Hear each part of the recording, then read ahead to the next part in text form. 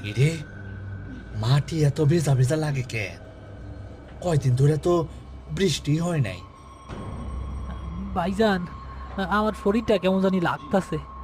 মনে হইতাছে কেউ আমার গাড়ি তার গরম নিঃশ্বাস ফেলতাছে। চলেন ভাইজান, তাড়াতাড়ি কাম শেষ কইরা চইলা যায়। জব্বার আলী পানি নিয়ে ফিরে এসেছে। তিনিও পরিবেশের অস্বাভাবিকতা টের পেলেন। ইরে রতন, কবর খোঁড়া দিয়া এমন জড়ো সড়ো হইয়া আছোস কেন? আর এত গন্ধ কিসের? বুঝতাছি না ভাইজান, কই থেকে জানি গন্ধটা আসতাছে।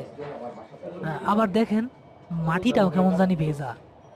আরে এইগুলা কিছু না, আসে নলার গন্ধ।